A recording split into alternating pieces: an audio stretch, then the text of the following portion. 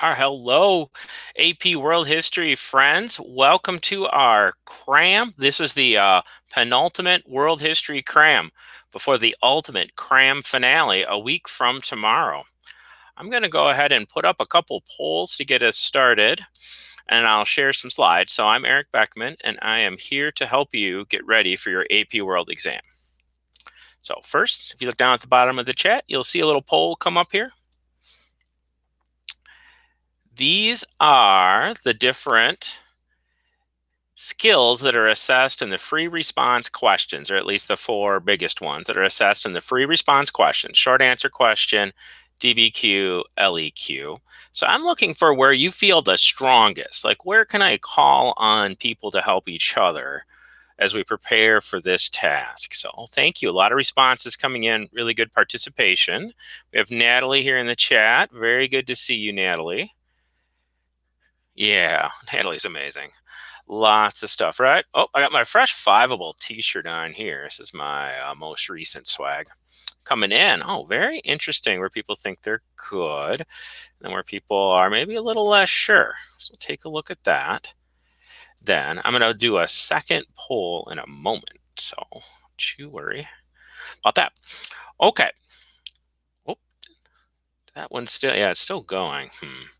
Keep her coming. I'm going to go ahead and share my screen while the poll results are coming in as people settle in so we can keep rolling. We have an exciting announcement from our founder, CEO, and amazing inspiration, Amanda. I'll share it with you. And today we have practice opportunities as well.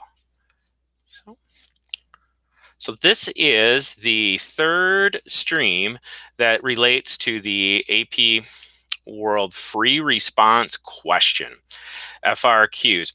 And the first two streams that we did, Mrs. Longnecker did, and she went through the rubrics for each of the kinds, the SAQ, the DBQ, and the LEQ.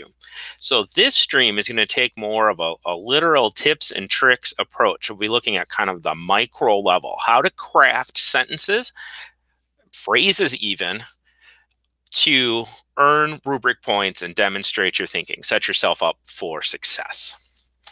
So let's take a look here. Here's our usual heads up that the stream is being recorded. Your name may appear on screen, or actually I may say it out loud to address what's happening in the chat. So, name yourself accordingly. And here is our special announcement. This is pretty exciting. So that's Amanda. She created Fiveable.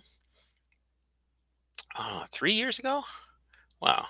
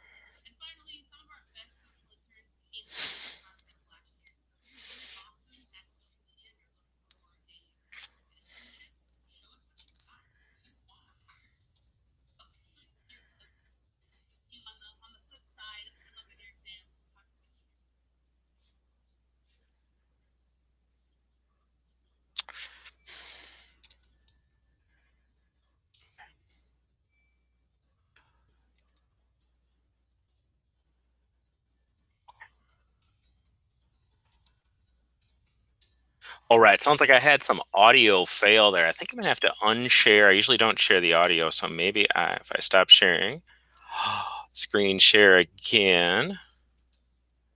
Now it doesn't have a thing for sharing the audio, like it does with, you know, Zoom. All right, I'll see how I can do. Well, we're going to have some writing time, and I'll play that again at the end, okay? Because there's going to be a little bit of time while you're writing, and I'll figure that out. But I will come back to this. So it's an amazing thing. You can win. You can win $100, student judged, based on social media. Yeah. Yeah, I don't think it's you all with the volume. There isn't a thing to share the audio, so I'm going to come back to that so we can hear Amanda because she's great. All right, do then.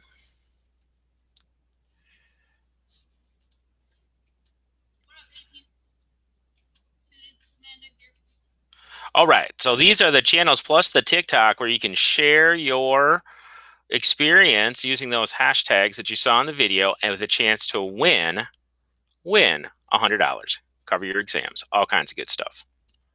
So coming soon, as I mentioned, a week from tomorrow, Cram finale. And what that refers to is 5 hours. And you're probably getting some things on that in your email. Mrs. Longnecker is going to do the first 2.5 hours. I'm going to do the second 2.5 hours. And we're going to run through a half an hour, beginning and end, each of overview, strategy, general messaging. And then we'll do an hour on each of the 4 time periods, content, and practice questions. So that's what it's going to be. Today, we're going to look at these 4 things. 4 things for writing and then 1 thing for preparing. For sort of a 4 + 1 for a nice even 5. Let me go ahead and show the results here from the poll so you can see what people think. A lot of people feel like they are strongest at the thesis point, which is good to hear because that's very important. And then a little less for context and evidence. We'll work on those.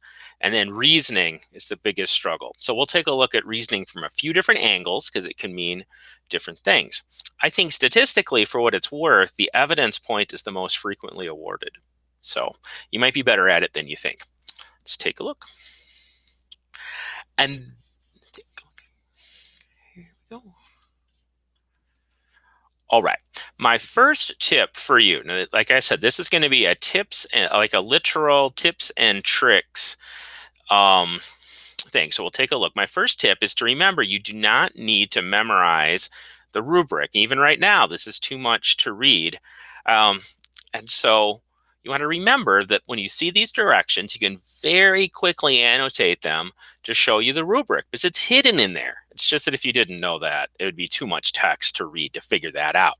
So let's take a look here. So there you are. Those are this is for the DBQ, and those are the 4 rubric points with evidence split out for between the documents and from outside sources. So that's what you need to know. So if you can't remember how many times do I need to do sourcing analysis, it's going to be right there. How many documents do I need to use? Well, it's right there. Although remember, there's one additional thing, and that is that you can gain 1 point for using 3 of the documents, and then another point for using 3 more, which is a pretty long haul. So there might be cases where if you're short for time, you can do things instead of like writing about a 4th or a 5th document. That said, I think it's good, like Mrs. Longnecker said last week, to try to use as many of the documents as you can. And if you don't know one, that's okay. And if you're confused by 2 or short on time, just know there's other ways to get up to a score of 5 on the DBQ, which is an amazing score. Okay. It really is. It'll lead to a 5 on the exam if you do that well and everything else. Okay, same thing. Here's the LEQ, right? There they are. Except here, historical reasoning means something a little different. It means those reasoning skills, those reasoning tasks of comparing, causation, or continuity and change.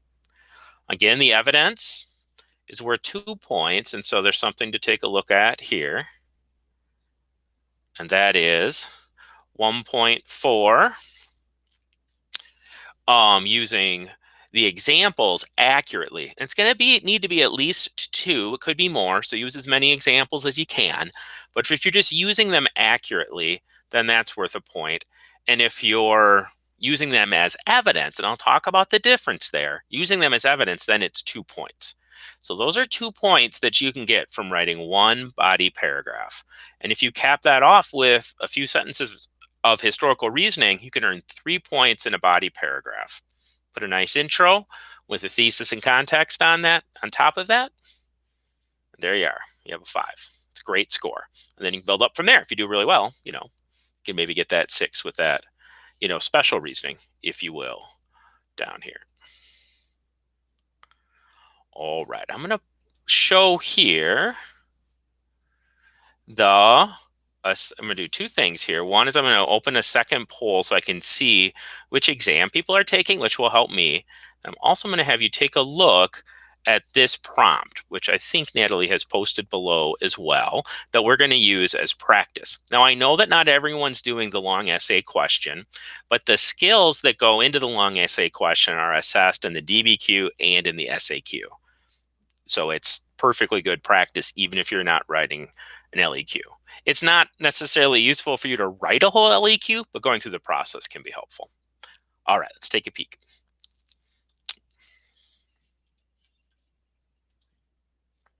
The first thing to do is read the prompt closely, meaning look for what are the boundaries, what are the things that limit which evidence will apply and which evidence will not. So here, saying after 1900, so we're talking about a period for contemporary period, 1900s, 20th century, however you want to call it, topic. And then it's asking about how much did states control their economies. So the first thing to do then is start to think. And why don't you go ahead and put some of these into the chat if you could, please.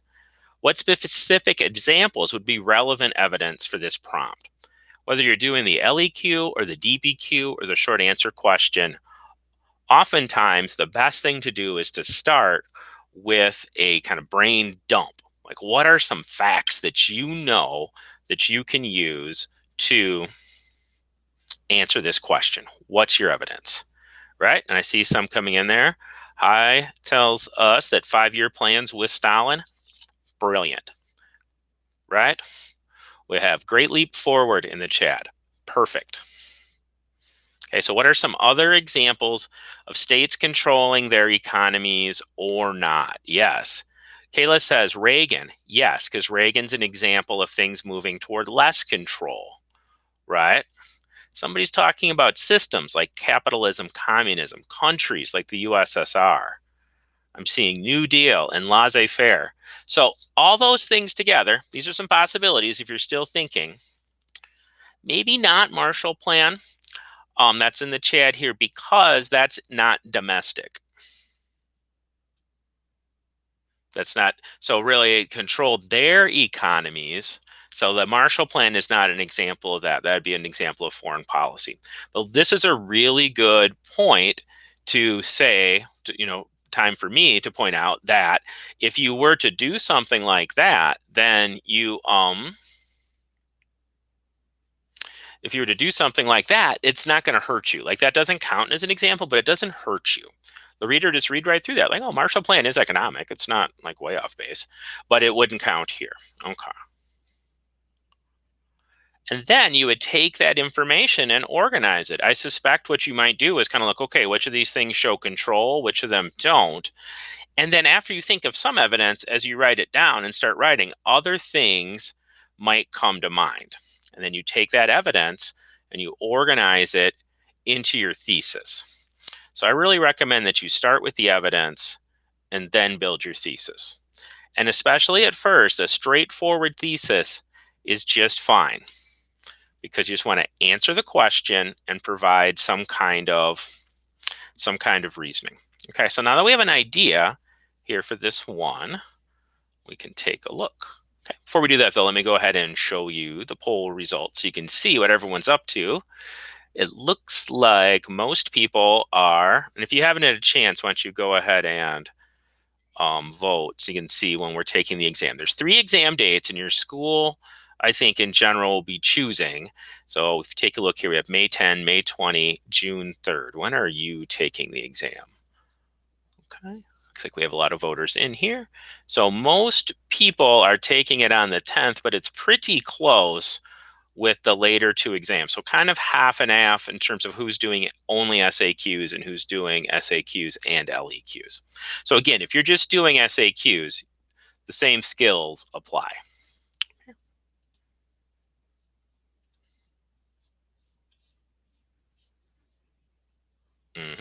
So we have some things. Why don't you go ahead and take a look in the Q&A so we can get some, we can see if things have been upvoted or not, and I'll answer those questions as we go. Okay. The first question though, there's one from the bottom and it says, I'm going to answer this one. It says, if you do the thesis completely wrong for the DBQ, can you still, no, you will not. You can get 6 out of 7 with a bad thesis. It'd be unusual, but it's completely possible. And I think this is really important because the thesis point is often harder than it feels like because you need to provide a line of reasoning. And so if you're stuck on thesis, my most heartfelt advice for you is to start writing and get some body paragraphs out there. Also, remember your thesis at the end, if those of you who are handwriting are going to be or even if you're typing, that's going to be, the one at the bottom can count as your thesis is my point. Like if you're typing, obviously you could move it back to the top, but it doesn't matter if you're typing and you're moving as fast as you can. Write your thesis again at the end, kind of no matter what, because that second thesis might be better. And one of my biggest wishes for you is to not get stuck on thesis because there's so many other points, and doing those other things will lead you to the thesis. Okay. There's score calculators out there. I'm not going to answer any what score do you need to get what kind of score thing. You can check out some calculators out there. Although I know I said that before, but my point is that you don't have to be perfect. There's only going to be like one perfect score. All right. So I'm going to let people vote on these a little more and put some more questions in, and then I will come back to it. All right, so let's take a look. Here is my top tip for all free response question writing, all of it. SAQ, DBQ, LEQ, any kind of Q like that that's an FRQ, is to think of what you're doing in 2 steps. Sometimes this is kind of part of the ACE method that some people might have learned about from short answer questions. And so you identify and you explain, okay? Like that, okay?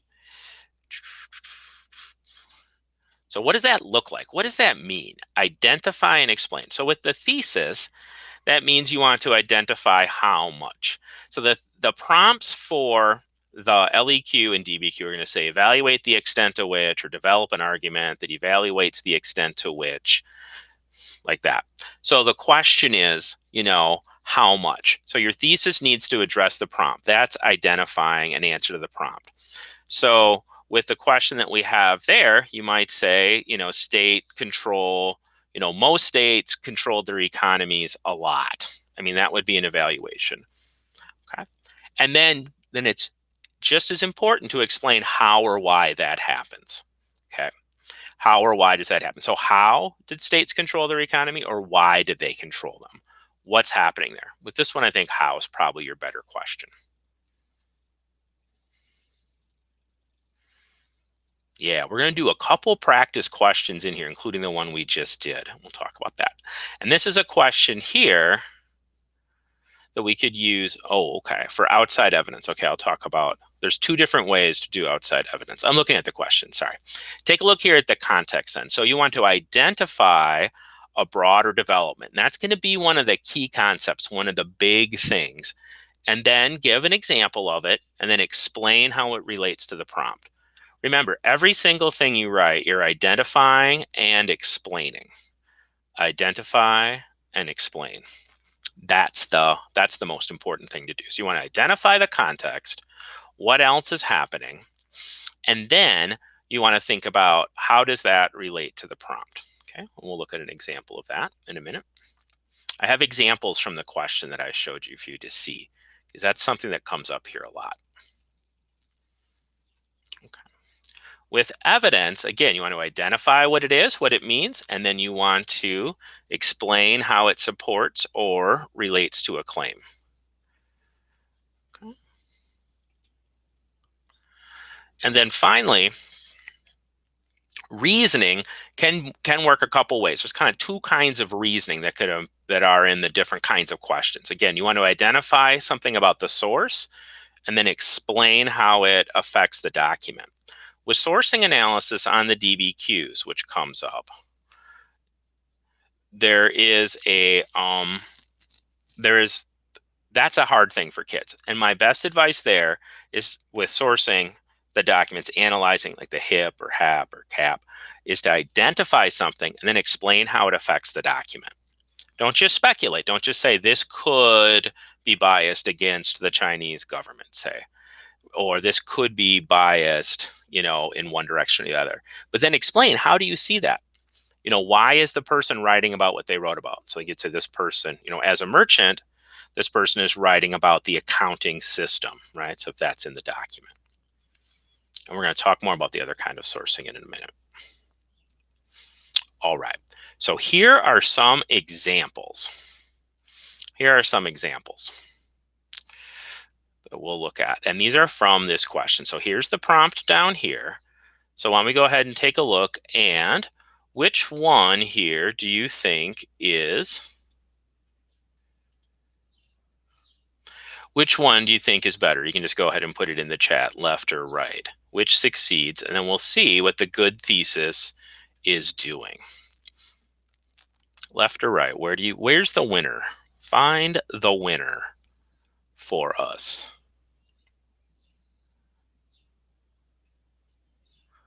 What do you see? So I'll read these for people who are, if you're on a smaller screen.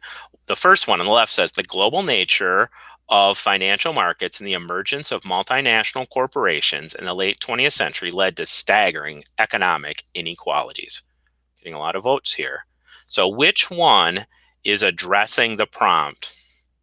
Which one is evaluating how states control their economies? How much states control their economies? And the second one is asking, says, in recent years, many countries rejected the idea of trying to control their economies, and embraced free market capitalism. So that one is successful. The one on the left is not successful because it does not address the prompt. The one on the left could contribute to sourcing, or excuse me, to contextualization. So the one on the left does not answer the question. It does not tell us how much, to what extent countries tried to control their economy. So I highlighted here, this is from an actual student response on this.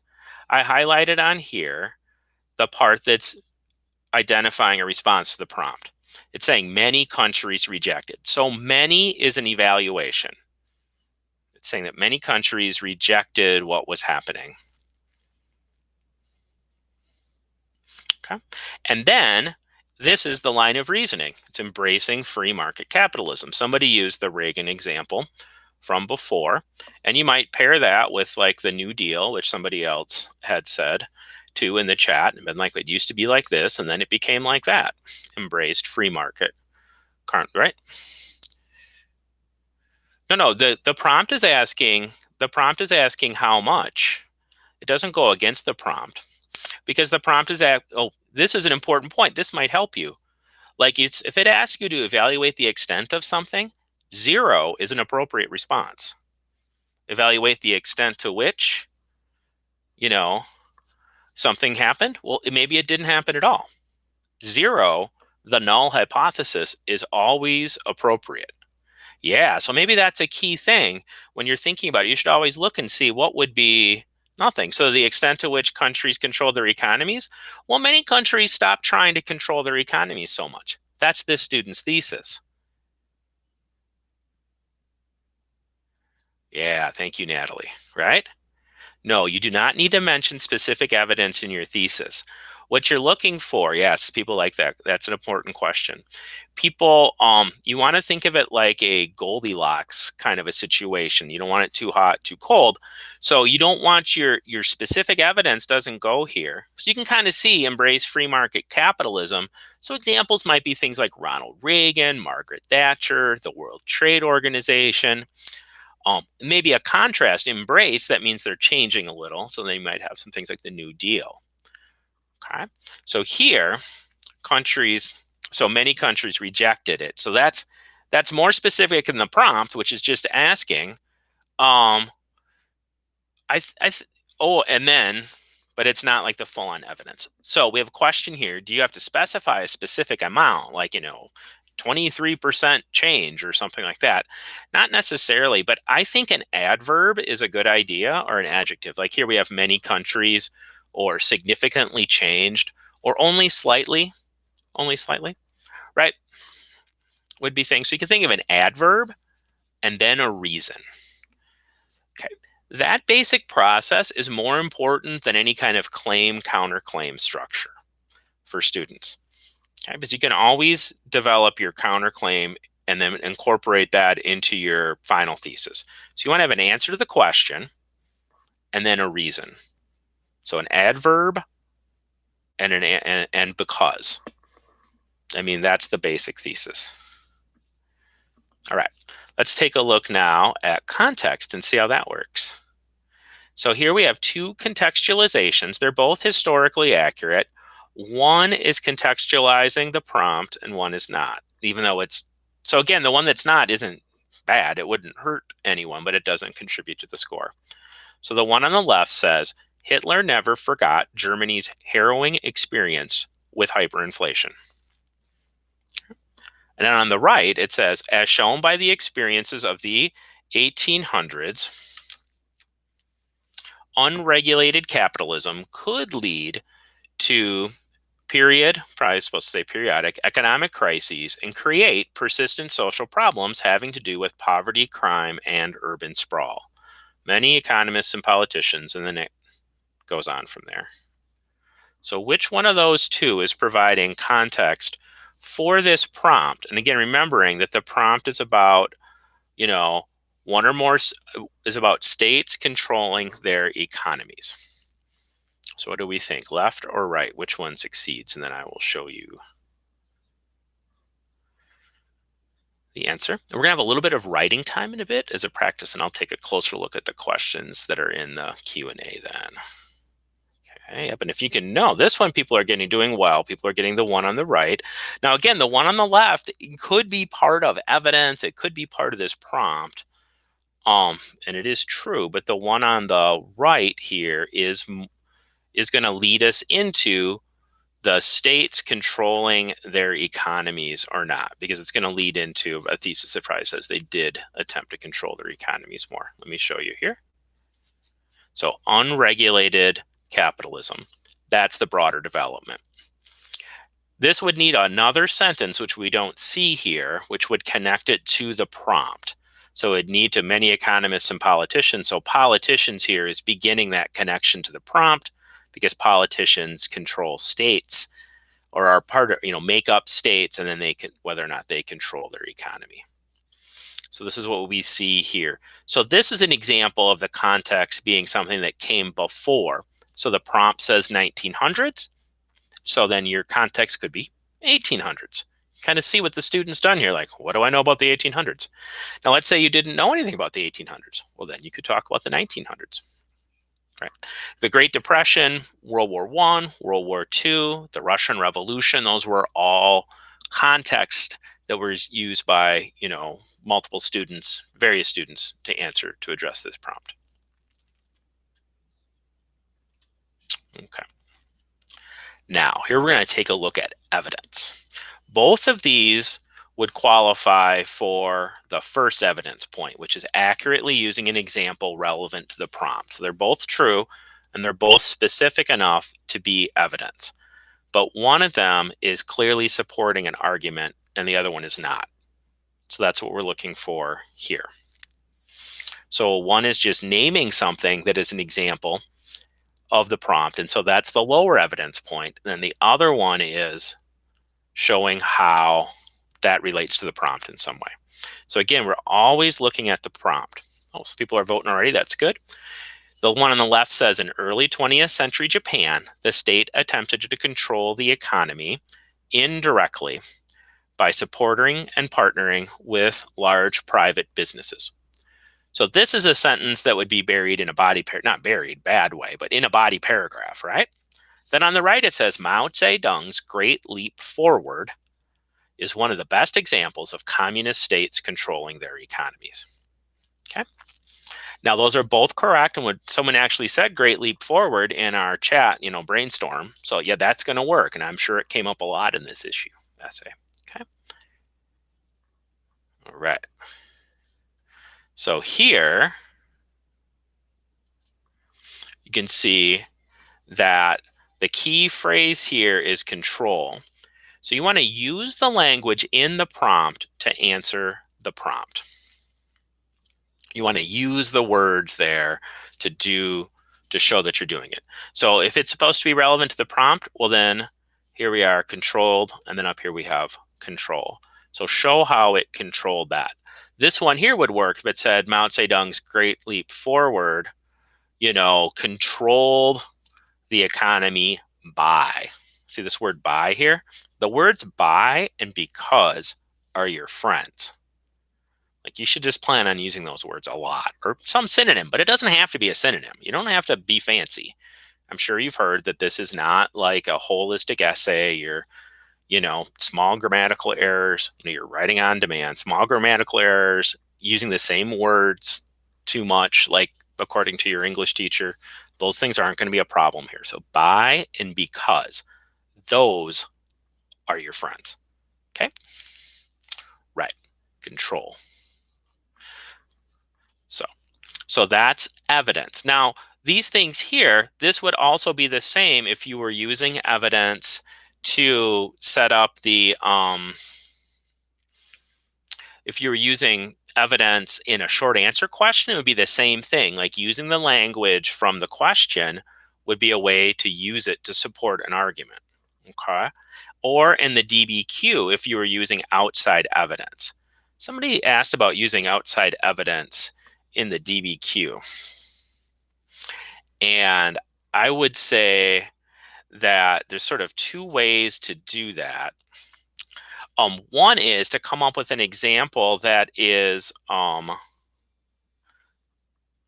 completely that's like the evidence in the documents that you're using. So for example, there's a DBQ on railroads and empires in the late 1800s, early 1900s, railroads and empires. And the documents are all from Africa and Asia. And then what you could do, though, some students used the Continental Railroad of the United States as an example, like a parallel situation, another big industrial country building a railroad to connect things. So that's one way to do it, is just to treat the prompt, do that brain dump thing and treat the prompt like it's a long essay question. The other thing you can do, though, if this was like the number one or one of the questions, this was number one, but another one's come up above it, is this, this is the question here that I am looking at right now. We're not going to go over topics and events because this is an FRQ tips and tricks stream, but that'll be part of the Cram finale, and you can also rewatch the replays from the different units. But one thing to do is to give another whole piece of evidence. The second thing you can do is take something that's in the documents and provide more evidence that explains why that piece of evidence kind of that modifies or explains that piece of evidence. So for example, in that railroad DBQ that I mentioned that many of you have probably seen, or some of you have probably seen, there's one that's a letter to the Sultan, the Ottoman Empire, and it talks about building a railroad to Mecca. So several students earned the evidence point by mentioning that the Hajj to Mecca is one of the 5 pillars of Islam.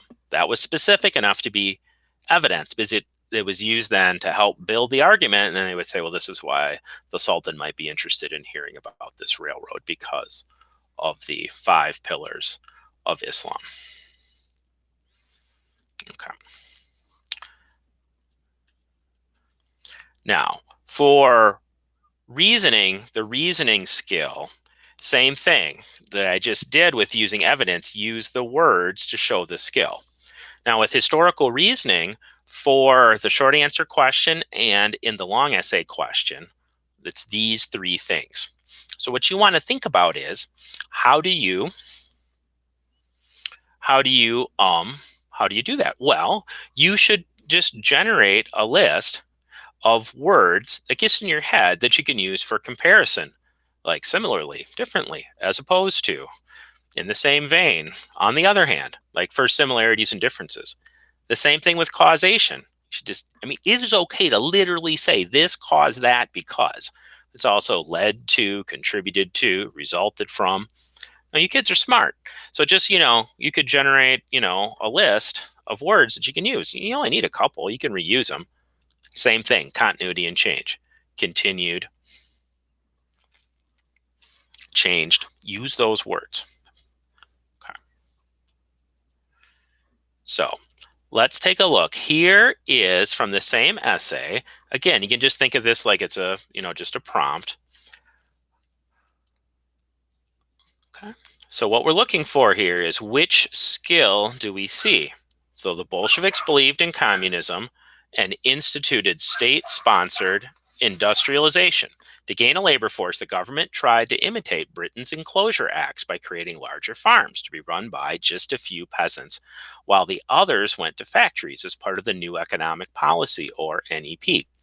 The NEP was unsuccessful, partially due to resistance from prosperous peasants called kulaks who sabotaged farms.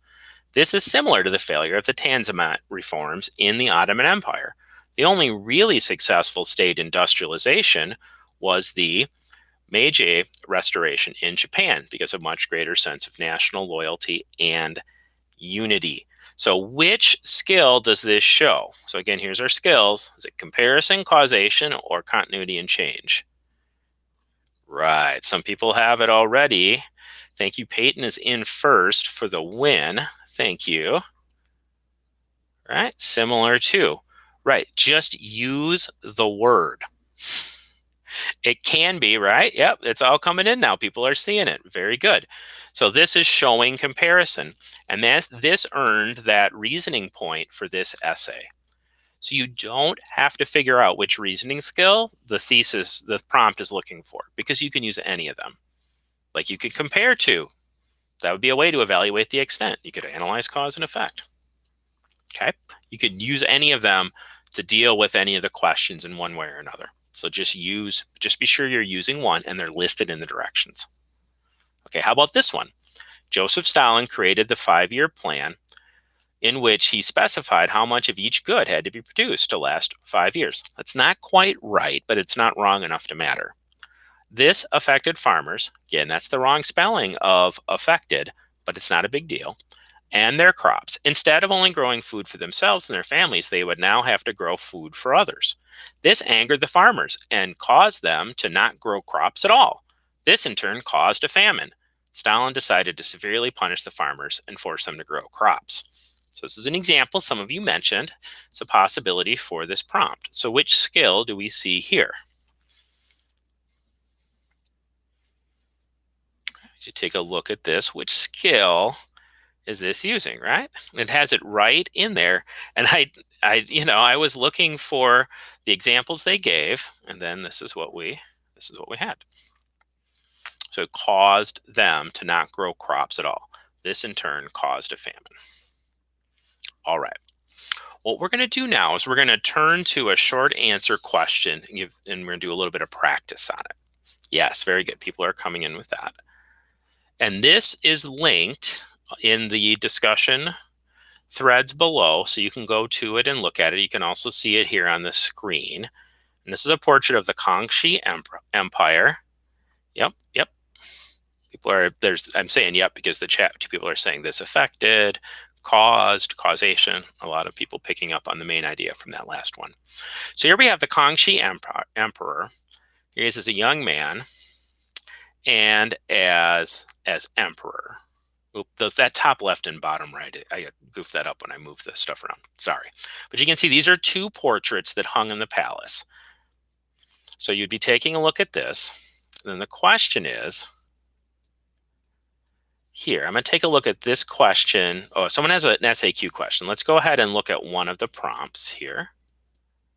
Oh, I'm going to do this. I'm going to answer the question first. Then I'm going to give you 10 minutes to write the answer. Then we'll go over the answers for the last 10 minutes. Well, last 6, and I'll give you my top tip. So here's a student, a lot of upvotes on this, the second most upvoted question. Okay. So here it says, I'm just confused on SAQs. I'm not very good at writing short, detailed sentences. So are there any tips you have? Okay, my first tip is that you're only going to need one good piece of evidence in each of your answers.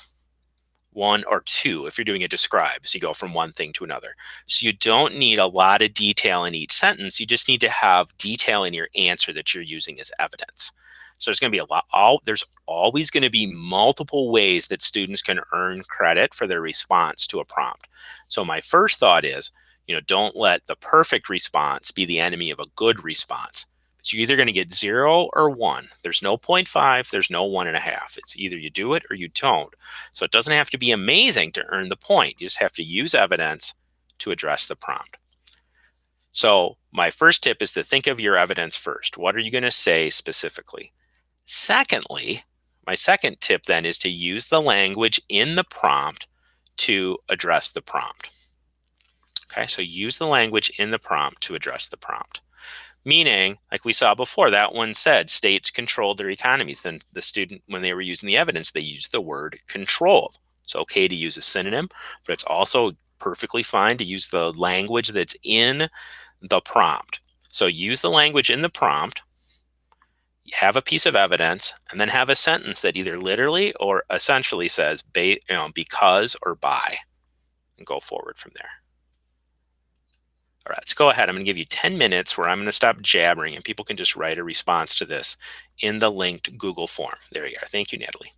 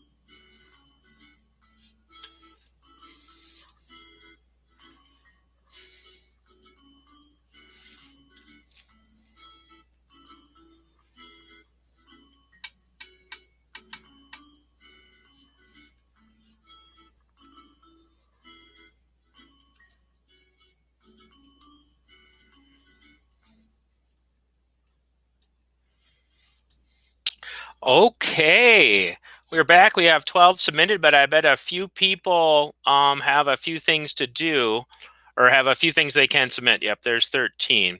Yeah, Jackson's got this in the chat. The question is, how long do you have? You have 40 minutes for all of them.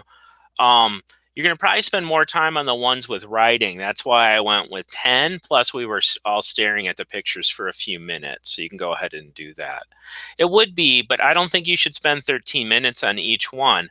I think you should spend time on them as you know them. And because it's 0 or 1 for each part. So if you were to get 7 points, that's a very good score. And so you're better off concentrating on 7. If there's one you don't know, just skip it. Come back and guess at the end for sure.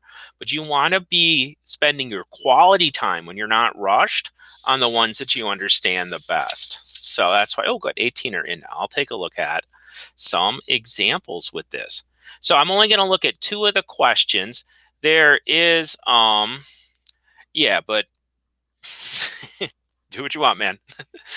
I understand that you divide it that way, but it's going to take you longer to do one with written stimulus than one without. So I'm not sure. The reason it's no, Jackson, you're totally fine. Jackson's added a lot of good things to the chat here today.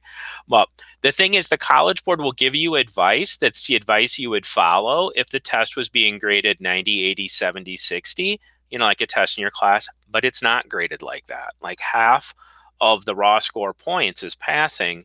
So, it's like you don't approach it the same way. So you want to find the questions that you can answer and hammer them, stack up as much as you can.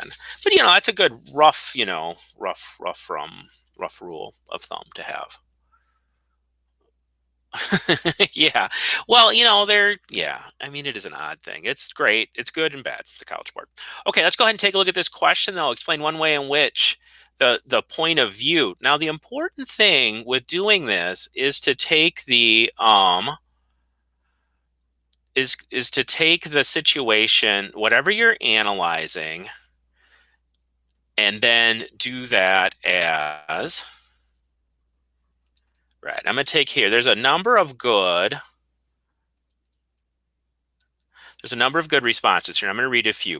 The important thing to do is to connect something from the subject line with the something you actually see in the painting. So some students are noting that the intended audience is the palace, the people in the palace. And so as a result of that, then they're going to want to portray him positively, because if it wasn't positive, it's going to get taken down. Someone actually said that, which is good. And then what you'd have to do is point out how this is positive. It shows him like a leader. It shows him as smart.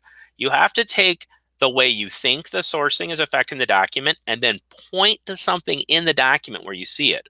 So some students did this well because they're saying that in East Asia, Confucianism was valued.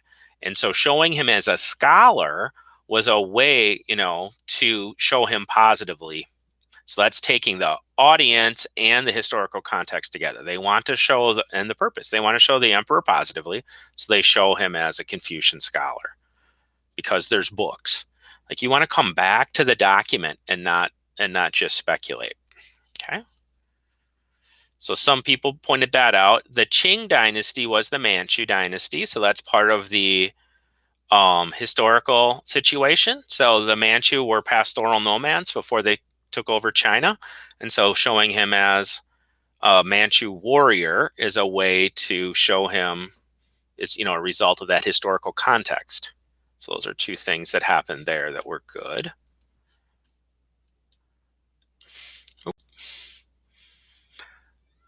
And then the CCOT question. Then I guess I flicked over this. Continuity. Now, to get a continuity or change question, you have to both point out what you see in the document, and then the evidence is going to be something specific from before to show the continuity. So let me read you like a good continuity when we have like 20 responses here. Okay. This is somebody who's using Confucianism as their continuity. In the period before 1750, East Asians used the study of Confucianism heavily as a basis of their merit-based bureaucracy. By showing the emperor with a book, the painter is demonstrating the continued evidence of literature and philosophy in East Asian politics. Way to use the word continued. Okay. So you want to have something, if you want to talk about an earlier time period, you need to make some sort of reference to something specific that's being continued. Someone here used the tribute system, where other states would give tribute to the emperor, and saying that's being continued here because the emperor is being exalted in these paintings. I think that would work. And the phrase tribute system would function as evidence. Okay. Right? So someone here's talking about previously trade routes had influenced politics. That's true, but then how is that continuing? So you want to have that. Here's someone talking about Song China, the civil service exam based on Confucian ideals, and the portrait shows him as a Confucian scholar. So that's a continuity. That's a beautiful answer. So if you went with that, one continuity, Confucianism in Song China, civil service exam, portrait expresses that. I think you would even be able to say with this question that here we are. The student's actually doing what I was about to say. Strong centralized power is one continuity, right? So we have one emperor who's being glorified. You might want to throw back to one of the earlier dynasties. Could be any of them that featured strong emperors. All right. So that's kind of how you do that. You have that one specific fact, and then you use the language of the prompt, and then a because statement. There's some really good answers in here. So when you get those back, you can take a look of your own. Here's the sourcing question that we did. Somebody asked the question here. We're getting someone asked this question here, which relates to this. Analysis and reasoning different from evidence. So this here is an analysis and reasoning question that I have here, where it's how does the source affect the document? The evidence point is using the evidence to support an answer. And you would use the evidence to support an answer, like I showed you using the documents, like I showed you with the LEQ, like showing how something in the document is related to an argument related to the prompt. A few people asked some other questions that kind of play off of this one.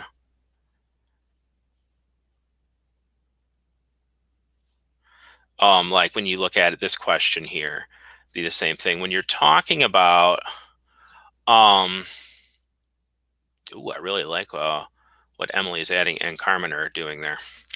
In the chat, they're talking about how the printing press and Confucian ideals like that is print culture is part of this popularization of things. Yeah. Okay. The thing with the horse is it's a continuity from Manchu. Horses don't really live real well in China, so they're always importing them. All right. When you source a document, how would you cite it? I think it's best it's best, I think, to use the name of the author, because that will lead you into sourcing analysis, but you can also use the document number, or you can just put the number in parentheses. So it's all right to say, according to Shen Bao Zhen, so-and-so, he said this, or it's okay to say in document 2. You can do either thing, but you should refer to it specifically, the document. I think using the name of the author is best, but it's okay to use the number of the document. And there's another one that's similar to that one that's right here. So I'll get those out now. I know we're a little bit over, but there's a lot of really good questions that are coming. Should we be using evidence in exact quotes? You shouldn't quote too much of the documents. Some teachers will even tell you not to quote at all. And I think not quoting at all is better than quoting too much. You want to paraphrase what the document's saying to show you understand it, and then explain. You want to identify what it's saying and then explain how it supports an argument that's related to the prompt. If you can blend in some quotations there, that's good.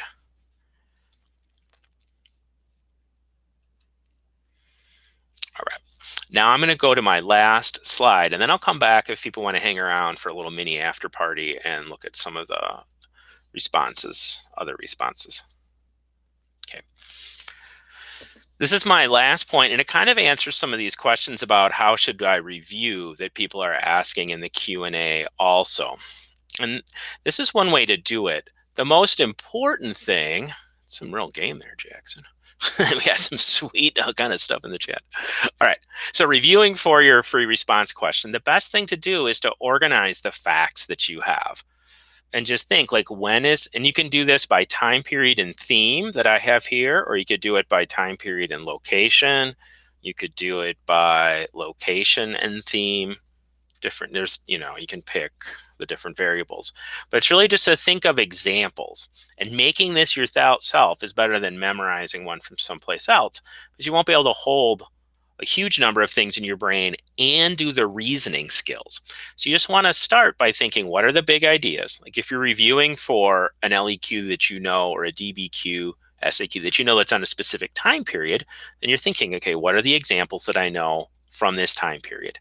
And then which of these themes would they fit in case the question gives you something like a theme that you have to follow, so that you want to keep your evidence within the themes. Okay. So this kind of thing, there's other variations on it, and Mrs. Longnecker and I will have some more in the Cram finale next week. And I have a document I use a lot I'll share with Natalie, and she can post it in the Discord later, that I'll also reference next week. Okay. All right. I am going to take a look at the last slide, then I'm going to stop sharing and say bye-bye, and I'll answer some more questions, though. Yeah, I saw that question in there that Mela just asked from doing that. I think the best thing to do, Mela, would be to go back and look at the streams that are on the content, and then make yourself some charts like this, like what sticks out, what do you remember. You could even go ahead and make like a giant one on big paper, and then watch the streams that Mrs. Longnecker and I did, and just put things in where they go, because when you're thinking about where you put them, that's going to be useful. I think if you can read bits from your textbook, that's helpful too, because the thing with textbooks is it's not so much the factual knowledge you're getting from there. It's like reading a college level source, because the questions are written at a college level. So any college level reading you could do between now and the exam, even just little bits, is going to be helpful for you. You might have been in a class where your teacher didn't think a lot of kids could handle that kind of reading, and so you didn't use it or did other things. But the reality is that the test itself is written at that level. And maybe, at the beginning of the year, a lot of kids weren't able to handle it, but now you are. So I would take a look at some of those things. Yeah, cram list and watching. Yeah, right. I think that's going to help. But you want to do two things too with that. And one is, like I said, organize it. Like organize that information yourself. Like make your own cram list, from those, so that you organize the information in a way that will help you to remember it. Yeah. Okay. Oh, yeah. Color coded. Nice tip. Okay. We see. I think you're going to be good. And then practice questions. Going to help review each other's practice questions in the Discord. All right. I'm going to stop sharing here. I'm going to answer this question here. Oh, sorry. Here we are. From a student who's in the chat there. And he said, I'm struggling on interpreting the documents and organizing the essay in time for the DBQ. Are there any tips you have? Okay. I have two different tips. The first one is if you're really running into time like that, don't try to organize all the documents. Like in a perfect world, this is a little bit like the response on the SAQ, how many minutes to spend on each SAQ. In a perfect world, if the test was not timed, I would tell you to use every single document as best you could, unless you didn't understand one. But the test is timed. And so if your reading speed is what your reading speed is, and you're not going to all of a sudden read faster on test day. So you can take 4 of the documents and then really concentrate on the sourcing analysis of those documents, bringing in extra evidence, context in a thesis. You can do really well. And do that. So that's the first thing. Secondly, I'd say to organize the essay, just start by sorting the documents you're going to use. Maybe just start by sorting 4 of them. And if you have extra time, you can come back and do the other ones. So take 4 documents you understand really well. And since you're going to start with 4 documents, then you can skip ones that don't make sense to you and take those 4 and organize them into like 2 body paragraphs. Either they could answer the question the same way or in 2 different ways. And then you can use that to support the answer to your question. Then if you have time, like do another 2 document paragraph on 2 more documents, then you're up to 6. But if you add in outside evidence and have contextualization and thesis on those 3 documents, you're really in pretty good shape. There's a thing that can happen here where the perfect essay can be the enemy of a solid essay. We're trying to stretch out for that, and then it gets really frustrating. You can always add on to it if you have time to do more documents.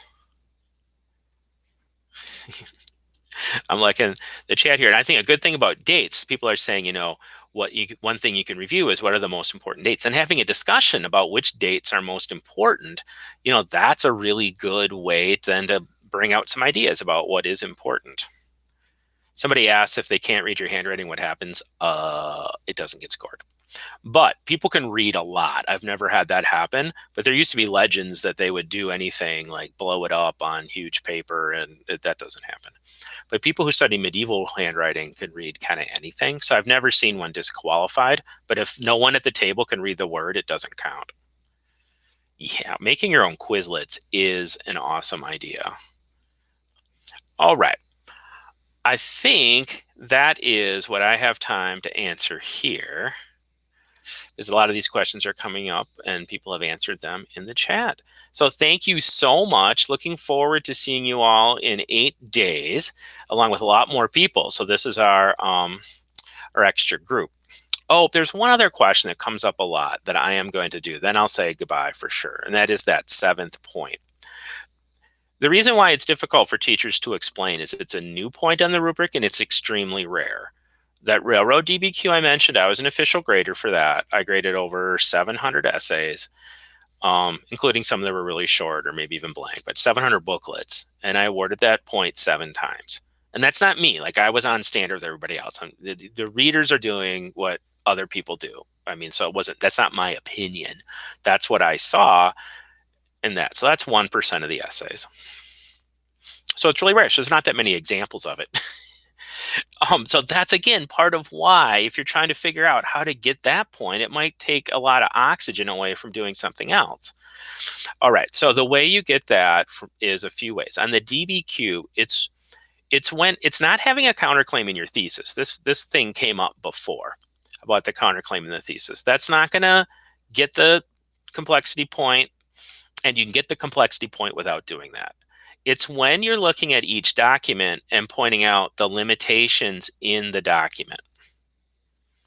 Like how each document points in 2 different directions, or mainly points in one way, but there's another piece of evidence that makes us think that it actually goes in a different direction.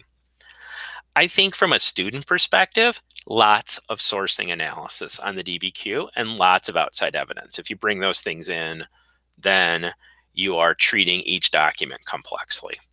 But that's really hard to do, and if you're not there yet, you can still do just fine, like great on the exam. On the LEQ, for those of you who are writing one of those, be the same thing, lots of evidence.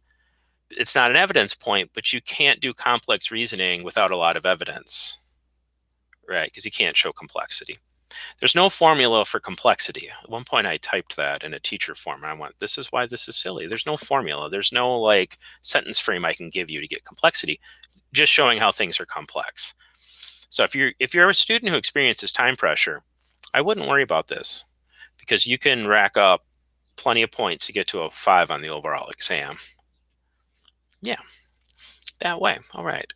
Well, I've really enjoyed the chatter and looking at the responses here, and just keep this thing rolling in the Discord. Looks like some of you are veterans, and if you haven't been there, the others can show you the way. Natalie's terrific. She's there a lot, and hope to see you all in 8 days. Bye-bye. Thank you so much for coming.